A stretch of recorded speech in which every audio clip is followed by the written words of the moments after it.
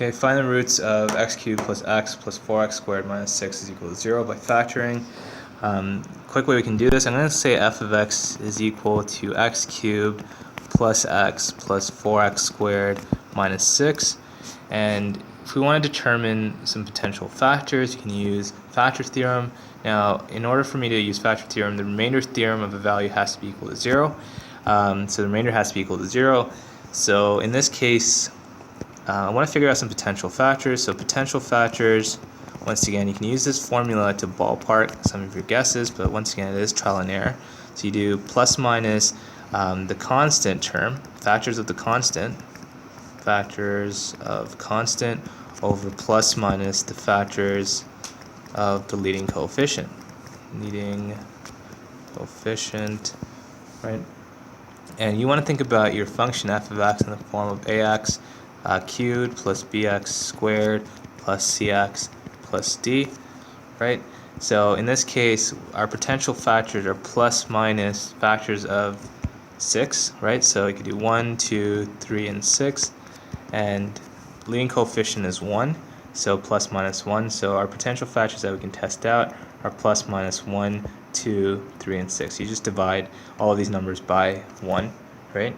Now, I'm going to test one of these values out. I'm going to start with f of 1, and you get 1 cubed plus 1 plus 4 times 1 squared minus 6. And we actually got lucky here, and we actually figured out that f of 1 is 0, so x minus 1 is a factor, right? So now what we want to do, if we want to find the rest of the factors, we can divide this. I'm going to use synthetic division to do this. So synthetic division, okay, I'm going to write all the terms here, x cubed, x squared, x to the power 1, x to the power 0 up top, and you add your coefficients inside this little half a rectangle, and the coefficient here is 1, there's a 4 here, so don't be fooled by the ordering here. So there's a 4 here, there's a 1 here, and there's the negative 6, and the value of k that I'm going to add up on the outside is 1. So I'm going to bring down my first coefficient, multiply it. So 1 times 1 is 1. You add these coefficients afterwards, you get 4 plus 1 is 5. Then you multiply it, 1 times 5 is 5, right? And this is a 1, by the way.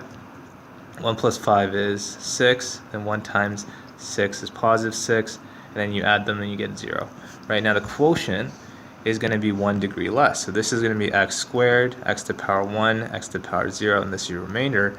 So what your quotient will look like, I'm just going to do that out here, your quotient will look like x squared plus 5x plus 6, right? And you can actually factor this as two numbers that add to 5x, or 5 that multiply to 6. You could do 2x plus 3x plus 6, right? Factor this by decomposition, x times x plus 2 plus 3x plus 2, and you get x plus 3 times x plus 2, right? So this is your factored version of your quotient. This was already determined as a factor, so therefore f of x, or the fully factored expression, is x minus 1 times x plus 3 times x plus 2.